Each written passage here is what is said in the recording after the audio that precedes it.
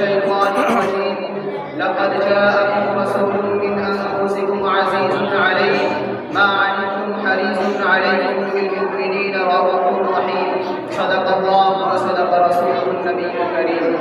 میرے نہایت واجب احترام اسٹیج کے جلوہ افروز علماء کرام اور عزیز ساتھیوں، سیرت النبی صلی اللہ علیہ وسلم کے عنوان پر ہر خطیب اپنے ذوق کے مطابق گفتگو کرتا ہے، ہر صاحب سیر اپنے ذوق کے مطابق پیغمبر کی سیرت کو تحریر کرتا ہے۔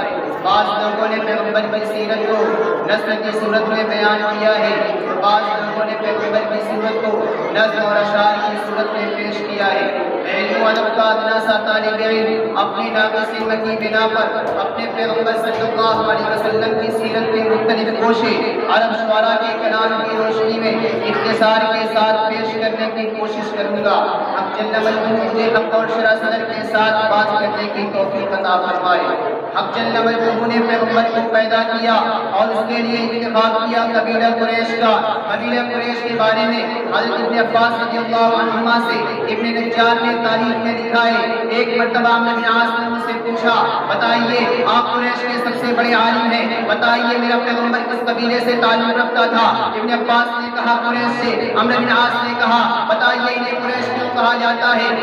عبداللہ بن عباس نے کہا اس لیے کہ سمندر میں ایک جانور جس کا نام قریش ہے وہ سمندر کے تمام چھوٹے بڑے جانوروں پہ غالب آتا ہے، اسی طریقے سے پیغمبر کا قبیلہ تمام قبیلوں پہ غالب آتا ہے۔ عمرو بن عاص نے پھر پوچھا اس سلسلے میں شاعر کا کوئی کلام موجود ہے؟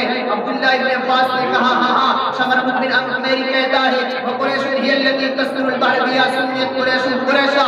اس نے کہا تاكل الغد والسمين ولا تأكل ذي الجناحين غريشا هكذا في البلاد حي قريش يأكلون البلاد أكلا خميشا ولهم آخر زمان نبي يكثر القرد فيهم والخموشا۔ اس سے آگے چلیے، پیغمبر کے دادا کا نام عبد المطلب تھا، ان کا نام عبد المطلب نہیں بلکہ علامہ زبانی نے لکھا ہے ان کا نام شیبۃ الحمد تھا۔ علامہ زبانی فرماتے ہیں شاعر شیبۃ الحمد کے بارے میں کہتا ہے وعلى شیبۃ الحمد الذي كان وجهه يضيء ظلام الليل كالقمر البدري۔ اس سے آگے چلیے، پیغمبر کے والد کا نام عبداللہ تھا۔ عبداللہ کے بارے میں امام ابو نعیم نے اپنے دلائل النبوہ کے اندر لکھا ہے ان کے والد نے لے کر ان کا نکاح کرانے چلے، راستے میں ایک عورت جس کا نام فاطمہ بنت الفصلیہ تھا اس کے پاس سے گزر ہوا۔ اس عورت نے کہا هل لك ان تبعني الان انت كم يتركتني؟ عبداللہ تم میرے ساتھ رات نہیں گزارو گے میں تجھے سو اونٹ دوں گی۔ عبداللہ پیغمبر کے والد بڑے پاک دامن کا حیا تھے، وہ کہنے لگے اما الحرام فالممات دون والحل لا حل فاستبینا وكيف بالامر الذي ترضينا يعني الكريم انزه ودينا۔ ارے حرام سے بہتر تو مر جانا ہے، شریف آدمی اپنی عزت کا دفاع کرتا ہے۔ عبداللہ آگے بڑھے، آمنہ بنت وہب سے نکاح کیا، 3 دن قیام کے بعد واپس آئے، اس عورت سے ملاقات ہو گئی۔ عبداللہ نے کہا بتا تو کہنا کیا چاہتی تھی؟ اس عورت نے کہا انی رأیت حقیرة النمات انی رأیت حقیرة النمات فتلالات حنات القطری فلما ایالان ذریعی ما حوله قیدات بدری۔ عبداللہ میں نے تیرے چہرے پہ نور نبوت کو دیکھا، میرا جی چاہا نور نبوت میرے بدن سے جنم لیتا مگر آمنہ بنت وہب کا مقدر غالب آ گیا۔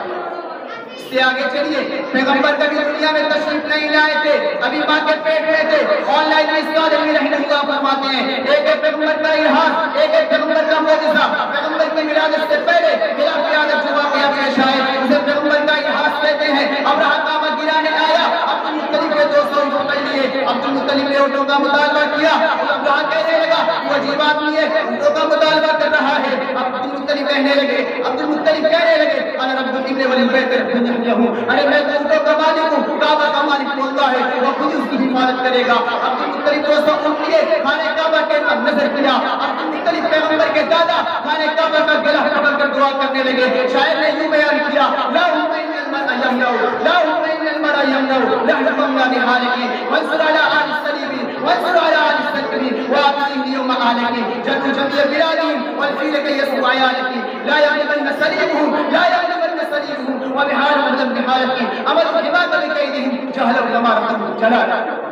اس سے آگے چلیے، پیغمبر کا ایک نام محمد تھا۔ اسلام کے بارے میں ابن حجر اسقلانی رحمہ اللہ نے اپنی کتاب فتح الباری کے اندر باب ما جاء فی اسماء النبی صلی اللہ علیہ وسلم کے تحت پیغمبر کے ناموں کا تذکرہ کیا۔ ابن حجر فرماتے ہیں حضرت حسان بن ثابت محمد کے بارے میں فرماتے ہیں وشکلہ اسمہ لجلہ حضرت عرش محمود اعلیٰ۔ اس سے آگے چلیے، جب نبی نے کلمہ نبوت ظاہر کیا حضرت امیر حمزہ فرماتے ہیں حمد اللہ ربی حین ہدا فؤادی الى الاسلام والدین الحنیفی لیکن جامع رب العزیز خبیر من عبادهم لطیفی اذا قضیت رسائله علینا تحرد مذل من حسیفی رسائل جاہر من هداها بآیات مبدلة الحروف احمد مصطفى فینا مطاع ولا تخشى بالقول العنیف فلا اللہ نسلمه لقوم ولما نبذ فیہ بالسیوف.